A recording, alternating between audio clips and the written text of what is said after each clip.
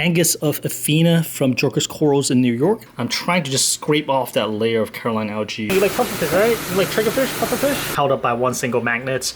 The single frag plug holder though, I have no complaints about. Look at this guy, look at the size of this guy. Ooh, this feels weird. It has been a hot minute. Today I consider a milestone because a couple months ago, Lynn sent me these Zoa from a raffle that she won. And she wanted me to grow it out and just kind of give her a polyp or two from each once they grow out. But of course, we're not gonna do that. They finally multiply enough that I can start taking frags out of it. I'll probably take one or two for myself and send the whole plug back to her. We got a couple of really beautiful ones, especially this guy right here. So these guys came from the winning raffles as well as the GMK. So the GMK is gonna stay with me because Lynn did not have good luck with the GMK in her tank, so we're keeping that guy. Besides these guys, another thing I want to give Lynn is one of these guys right here, frag of the Angus of Athena from Joker's Corals in New York. I got this a while back, and it looks like it finally established itself, colored up, and started multiplying really quickly. I need to show you guys what this Zoa looks like under blue light. It's breathtaking. It's a nice gold and purple. It looks absolutely beautiful. And finally, goldenrod. Look at the size of the goldenrod right now. I know for you stickheads out there, this is not a huge deal, but for me, who did not have a lot of success with aquaporas or just SPS in general in the 45-gallon tank, this is a big deal. In this tank, probably because I was able to keep the alkalinity more stable, I was able to grow the SPS a lot easier, actually, than a lot of the LPS and sometimes even softies. The goldenrod, I'm ready to pull another frag out of. If you look at the side, it's grown a decent size compared to how I had it. So I'll be breaking off a frag of that goldenrod as well and give it back to Lynn, because she hooked me up with a lot of corals when I first started this tank, and she is super generous, and it's my pleasure to kind of finally bring something back to her. She had been giving. So I got everything prepped and ready to go in this particular case because the plug is so well encrusted with Caroline algae. I'm trying to just scrape off that layer of Caroline algae of frag plug so I don't damage the polyp itself. Moments later, I was able to successfully scrape off the 2 polyps and 1 baby. We got 3 polyps here, so it's perfect. All right, so we got this nice little piece off, but the tricky part now is to determine which side is the polyp facing up. I'm guessing that because there's a little white here, that looks like ceramic material, so that's bottom. I'll put some super glue here. And just to be safe, I'm not gonna be using super glue accelerator here because it tends to heat up the super glue and it may burn some tissue. So I'm just gonna use good old super glue gel and just let it set. Okay, now's the tough part. Where do I want to frag the goldenrod? How do I pick a place to cut? I think that's something that will have to come from experience down the road. But for now, I feel like it seems to grow into the flow. I guess it likes it. So I'll cut something that's kind of outside of the flow. Maybe I'll cut the last branch. Yeah, I'll do that. Oh, there it is. And here we go. A nice little branch of goldenrod. Hey, what's up, Reefers? One really quick tip that I want to share with you guys that I recently picked up is that if you do any kind of dosing, for example, like Kaltwassers or 2 parts, especially part A or all for reef, sometimes if you don't dose frequently enough, the line may clog up, right? There are tips of like putting the whole line into the water, which works as long as your container is higher than where it's dosing. Otherwise, you may have the risk of back siphoning, so that's always not good. But one really quick tip that you could try is to actually cut the tube at an angle like I have here. In the past, I have it just like a straight cut. But when you cut it at a 45 degrees angle, apparently this is common knowledge among a lot of the older reefers, it's harder for it to gum up because I guess it has like a larger surface area. It has to dry up first before it will clog up. So I thought this is a fantastic tip because of how easy it is to implement. Just cut the tube at 45 degrees and you're done. It's like, why not, right? So hopefully this helps some of you guys, and on to the rest of the videos. All right, guys, today is the day that we are going to meet up with Lynn, and I am going to return all these Zoa frags to her. As you can see, I was able to pull some Zoa frag single polyps or double polyps out for myself. I'll try to grow these out. And we also have these guys right here. These two are pretty special. These are called the Angus of Athena, and these came from Joker Coral quite a while back. And I was looking up the price for them, and they were ridiculously priced. But again, I'm not sure if they go by any other names. at other vendors because different vendors sometimes call similar corals different names. But these, as far as I know, is called the Angus of Athena. So I'm gonna drop one off with Lynn, and the other one will go to Jim. I saved myself a couple polyps right here. And what happened is that I actually super glued the original plug right there, and it kind of spread to the rock, which is exactly what I want. So next step, I will probably insert another frag plug, a clean frag plug there, just so that Zoa can grow on it and can pull it. And this way it makes it really easy to share Zoas like what I'm about to do. And back there, we have one piece of goldenrod that I'll bring to Lynn as well. And over here we have two small frags as well. One is the forest fire digitata. This one is like green enchilada, I can't pronounce it. But these two are fragged by fish, and these were the guys that were I'm just kind of like shoving the holes right here. But finally, since I was doing all these mounting for corals, I figured, okay, let me just mount those frags as well. One thing I'm trying is actually trying to mount these sideways. Because when I first started a hobby, maybe like 15, 16 years ago, when people were doing SPS, it seems popular that people actually lay the SPS frag down sideways just so that they will kind of encrust and have a stronger base. Now, I did a little bit of reading on it. I didn't really look too deep into it, so do your own research as well. But supposedly, it does not make too big of a difference in terms of like the growth rate and stuff like that. However, people do say that it does get a larger base once it get encrusted and start growing out, which makes sense because it's laying down sideways and more things are in contact with the surface versus a frag standing up like this. Oh, look who's here, what's up? All right, so besides the coral, the other thing that we're gonna bring to Lynn today is actually my old 24-inch T5s. It's been sitting in storage for, what, 2 years now? So I'm really happy that it's gonna finally get some use. But before that, we need to test it to make sure they still work. Let's see. Oh, that is good. Plugging in this one too. Ah, excellent. I don't really remember what bulbs I have. It could be 2 blue plus and then 2, looks like, is it coral grow? Looks like coral grow. It's kind of like pretty white. So these will go to Lynn. She'll put them in good use. I believe she got a frag tank set up or something. Look at this. We're once again back at House of Tropicals. Seems like every time we film is here at this store. Let's go, Mom. Thanks. It's been a hot minute. Yeah. Dude, this is like the food critter tank. We got this kind of fish, and we got those lobster. We eat those lobster. Look. It's like a spiny lobster, right? Steam fish, Leon. That's a foul fish. Look at that. 咁大隻嘅原來。 Dude, look at this guy. Mochi number 2. It's like Needs a facial. We got a lot of blackheads. A lot of blackheads to squeeze out, yeah? Baba. Oh, just like Daddy. Look at this, just like Daddy. No. Daddy. Like 1/3 maybe. That's not bad. We got all kinds of different eels. Zebra eels, I'm not sure what the other type is. Beautiful. One of these days, love to keep one. Look at this one. Hello. That one right there. It's the one that we're thinking about getting. Blue throat trigger. So there's either a blue throat trigger or a bunch of like green chromis, or man, the food looks beautiful too. That's one of my dream fish to keep. But it's kind of risky now to have a clam especially. And this tank is awesome. Supposedly they have like really good personalities. All these triggerfish. And Leon likes, yeah, you like pufferfish, right? You like triggerfish, pufferfish? Which one do you like most? This one, dog-faced puffer? Yeah, it's called dog-faced puffer. Looks like a dog. Yeah, it looks like a dog. Oh, there's more here. Emily apparently really likes the dog-faced puffer. So they change color too as they grow up. What? They turn like gold. This one looks almost like a squid for some reason. Look, the head is kind of like hinged up. Maybe it's a squid. No, squid doesn't. Oh, that, I don't know, squid game? Squid game? That's cool. Look at this guy. I've never seen the one with a head shaped like that. Usually they're round, right? It's kind of cool. What's going on? Yeah, that's a housing situation in Hong Kong at the moment. And our house as well. And our house as well, all the mice. All these sea bay anemones. We used to keep these alive. We used to get these at Petco all the time back in the days. Beautiful. Alright.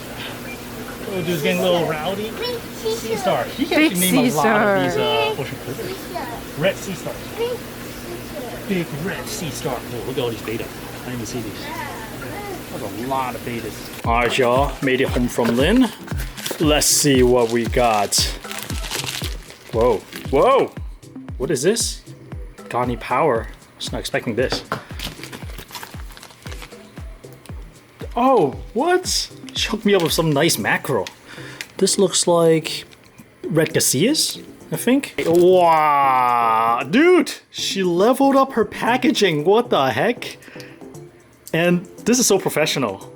What is going on, Lynn? Are you trying to turn the business? I'm expecting 4 Zoas, but this looks way more than that. What? Yo, we also got some dragon breath. I think she like read my mind or something. She must have like watched my video. Yeah, I've been trying to introduce some red macroalgae into my refugium because it's mostly chaetos and grape macroalgae. And we got some of these Regacia. Tang's gonna love this if it actually grows well in the refugium, as well as some of these dragon breath. Excellent, thank you so much. And Gani Power, never tried this. Thank you. And it looks like she hooks me up with some extra Zoa frag as well. So thank you so much, Lynn. And dude, your packaging, it's getting really nice. This is like another level. I've never seen these. What are these? Like 3D printed frag carrier within a pea cup. Really cool. Thank you. 1 week later. Today's going to be a pretty big work day in terms of the aquarium. Let me show you exactly what I'm doing. Today we're going to address all these Euphyllias that I got from Chevy a couple months back. Finally, they've been kind of chilling right here. But kind of reviewing the scape, I noticed that, you know what? I want to plant more corals to the back wall. The plan has always been planting SPS to the back wall over there, but I see that spot in the back, you see all those chunks of hammer corals, they seem to really like that spot. So I feel like that spot in terms of flow and light is perfect for Euphyllias. Today I'm going to move the letter coral somewhere else temporarily, and I also purchased some of these rock-like frag rack from Aqua Rock. I want to make sure I get the name right. So in terms of these rock-like frag rack, I have tried the Reef racks not too long ago. You see these guys right here in the back.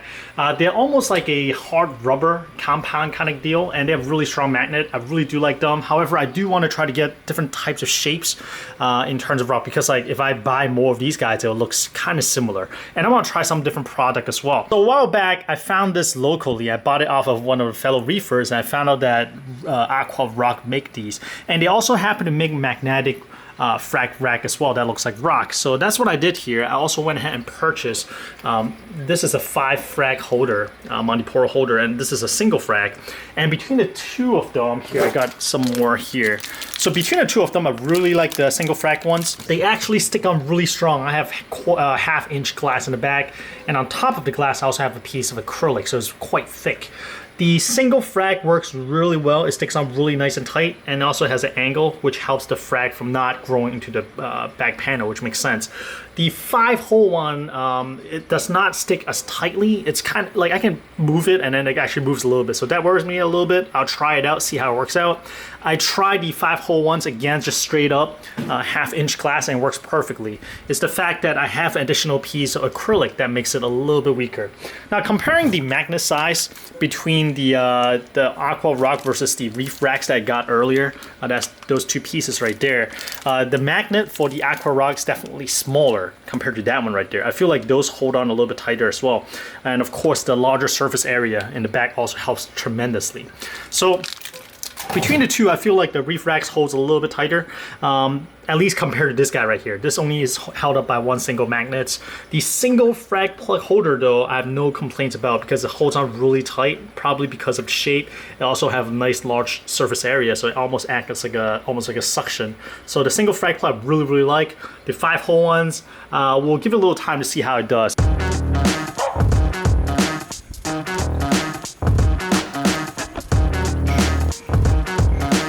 Look at this chunk of corals. We'll start pulling corals out. I think this is a gold one, so let's start with this one. It's the easier one to grab. So exactly like I thought, these were all previously unplugged, and basically Chevy just cut off the stem and glued them onto the rock, which is perfect because now I can just glue the whole thing onto a frag plug and just put them into the frag plug holder and call it a day. Got some super glue gel on here, dab them in a little bit so that they perforate a little bit more. Gonna use this guy as a base so it's a little bit easier. Like so. I'm going to use a glue accelerator because this is not touching any tissue. So I'm going to dig a little bit. Oh, I did a really good job. There we go. I can probably cut this in half, so I got 2 chunks, but it would be a shame. I want to kind of keep them intact first, see if it'll do well like this, and then we'll go from there. All right, so essentially I'm gonna do the same thing to the other ones. I'm not gonna bore you guys with the video, so we're gonna do a quick cut to once all the frags are mounted and good to go in the tank. 3 days later. And it's raining cats and dogs today, but I quite like it. I like the raining sound. But what I really want to show you today is the result from mounting these guys to the back wall.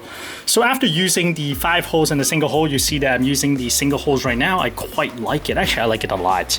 And I feel like it really mount the corals almost as flat to the back as you could without wasting too much space protruding out into the water column. So giving you more space to work with within the tank versus something that sticks out a lot more. It takes up more room inside the tank, which makes sense. But I just really like it. It's nice, clean, efficient, it makes sense. I tried the 5-hole ones, and you'll notice I'm not using it because it's not holding too tightly. Probably because of the smaller base, and also extrude out and have quite a little bit more weight, even though I feel like it's almost neutrally buoyant. But still, compared to the single one, these ones I'm much more confident in, so I'll try these out first. Later on, I may try the 5 holes, but for my 1/2-inch glass plus a piece of acrylic, which is a little bit thicker, I feel like the 5-hole is not secure enough, because if I touch a front, it kind of wobbles a little bit. It's like as it's lifting up and shifting. But however, on the flip side, if I mount it straight onto the 1/2-inch glass without this acrylic backing, works completely fine. But unfortunately, I'm trying to mount it to the back, so that one does not work too well for me in my particular case. So I'm sticking to the single frag hole, and these is just beautiful. I love how it looks. So I bought 6. Each order comes with 3. I got 2 more slots I can use, and I'm thinking about adding some corals here and here as well. But anyways, I'm just trying to see if the corals like the back. It's been about 3 days actually, and they're opening up and really enjoying the back. And I think like they all now receive enough light versus when they all cluster over here, they kind of like shadowing each other and it's not doing as well. So this Zoas, you'll notice that some of them closed up, and I think I see the problem.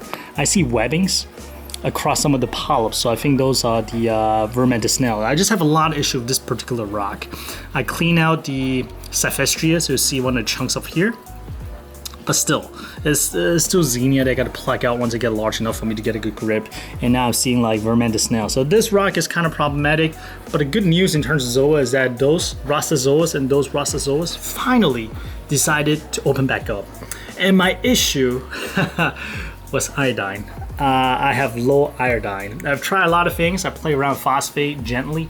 I raised it a little bit, I lowered it a little bit, didn't make much of a difference. They're still kind of like trying to reach up towards the light. I thought it could have been the light, but we disproved that quite a while ago.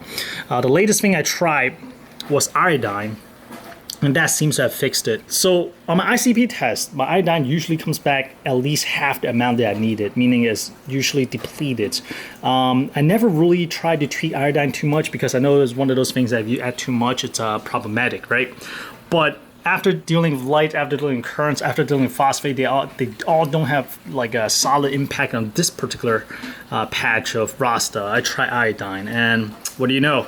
The second day after I dose for iodine, a little bit more aggressively than I normally do for my dailies, they start opening back up.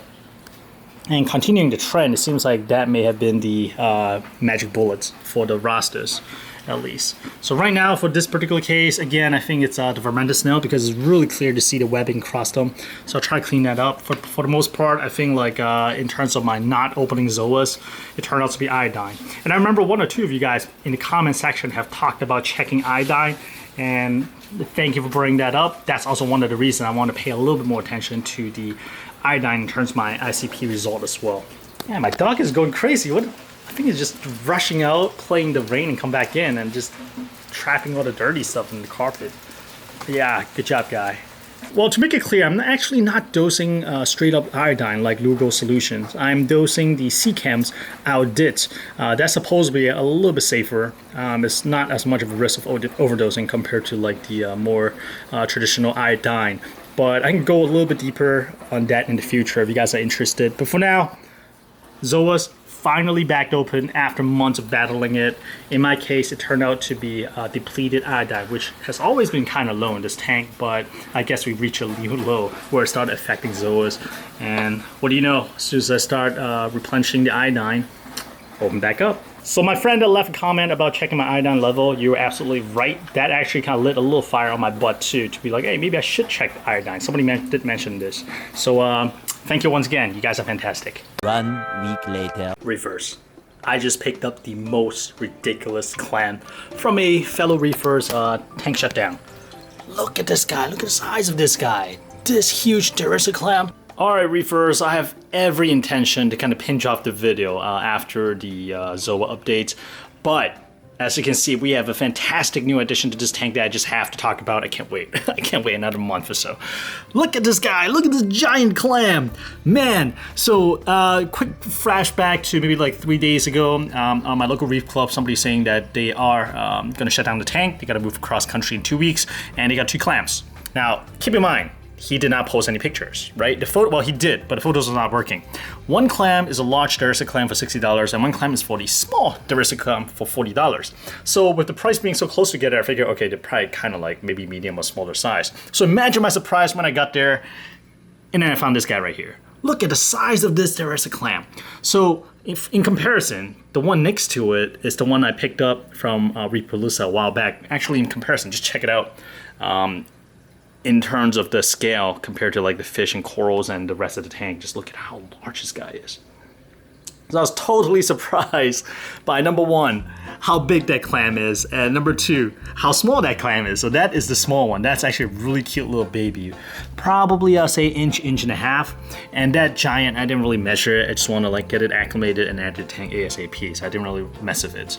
In terms of placements, I placed it right next to the other Derasa clam that I got from Clammania, who has been doing really well. Figured that location is probably good for the clam. The manta's not really waving too much in the water, so it's not too rough. And I wanted to make sure that it sits directly under the light so that it gets enough light. Because the clam, as you guys know, as they get a little bit larger, they uses more light versus getting energy from filter feeding. So that is the new addition, and I can go a little bit deeper into it in the next video, but I'm a little bit nervous simply because there isn't a white glow ring on this clam in particular. Usually healthy clam, they have a white glow ring, for example like the smaller one right here, but maybe it has to do with the size of this clam. I'm not too familiar because I've never kept a clam that big. The one in my 45 gallon tank is a little bit smaller than this, and you see in comparison to the one in the back, you see the white ring of growth on the shell. So that makes me a little bit nervous, and larger clam has a reputation of a little bit harder to acclimate to new environments. So I'm crossing my fingers. It's been 3 days or so, and it's been happy. And I've also dosed a little bit of phyto to kind of give it a little extra boost, especially for the smaller clam as well. So things have been good. I've also picked up 3 Ganipora frags. So we got this green one right here that has been doing well since added to the tank. The red one is finally peeking out a little bit. And this one, it just really pissed off. This really reminds me of the pink one that I got.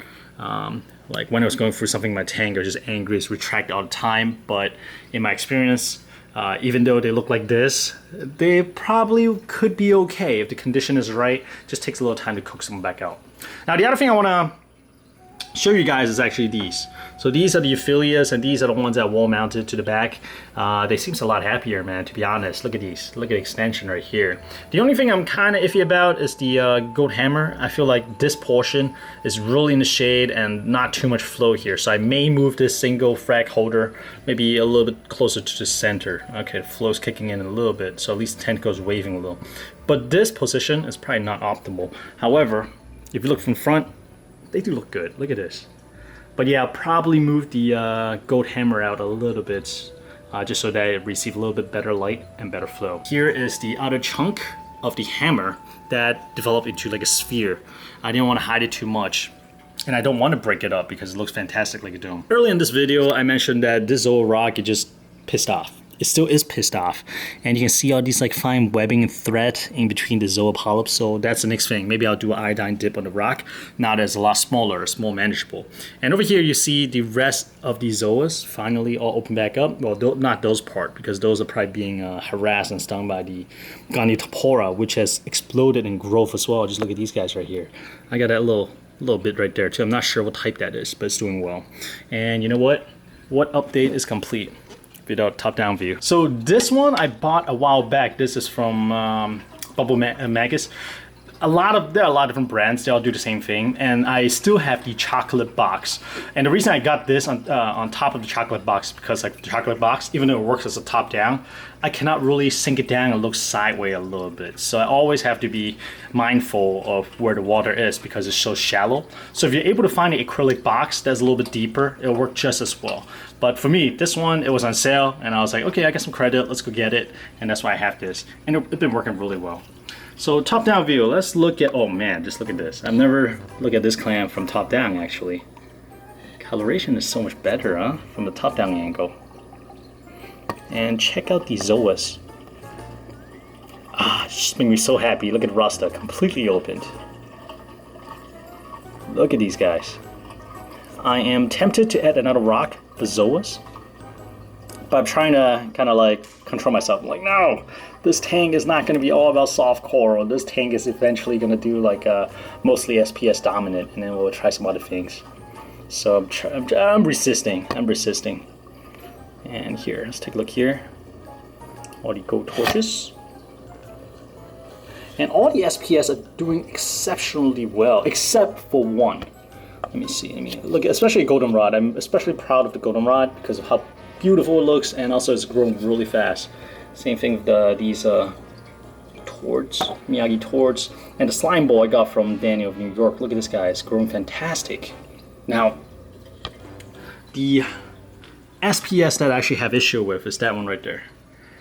It actually STN'd out. This is the first time I'm having an STN event in, well, not the first time. The other one is RTN, this one STN.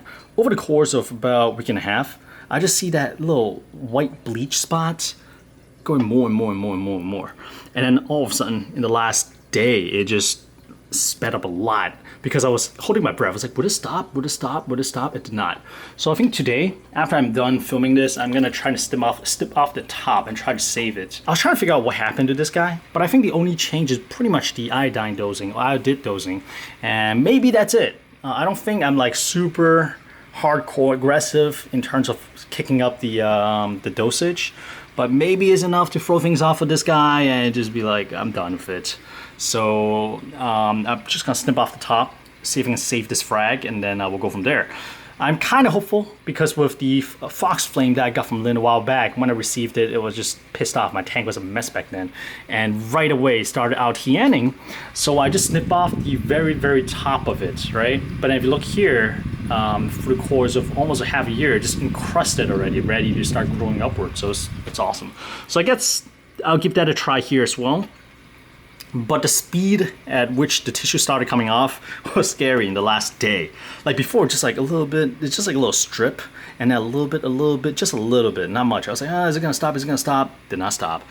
For the course of, especially last night, it just went, just bleached out. Everything else is doing beautiful, absolutely fantastic, growing really, really fast. Especially the goldenrods, the slime ball, and the golf bonsai. Look at that. It just makes me happy, man. It's fantastic. All right, well, look at the Minaneris wrasse inspecting the shell of the Derasa clam. Just look at this. Man. Yeah, I always want a big clam in my reef tanks. Here it is. Hopefully this guy will enjoy his stay here. And just for good measure, here, one more look from this side. I may need to move that soft coral. I'm not sure if the clam mind's being touched like that. All right, so here is one last look of the tank before I sign off again for who knows how long. And I think the biggest challenge for me right now is to just not rock the boat. Just let it grow, don't rock the boat. And that's also one reason why I really want to set up another tank, potentially another budget tank that's updated and a little bit more pricier, but it has a good bang for the bucks.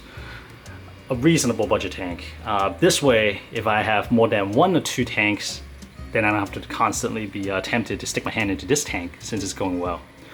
We'll see how it goes, but as always, thank you for your support. Thank you for clicking on my videos and catching up with me. It's been a while, and I feel like it has been so restful. It's been so peaceful without having to worry about topics and filming every week, because I feel like I was a slave of the schedule, if you know what I mean. I'm just kind of collecting content, and once I get enough and have enough time, I just kind of pop it out and it's been great. And I hope you guys don't mind this format, and I really appreciate you guys for still being interested and still keeping up with this build right here, and hopefully potentially one new build a little bit later on as well. All right guys, with that said, I'll see you next time or next video, and I hope you guys have been fantastic. Bye bye.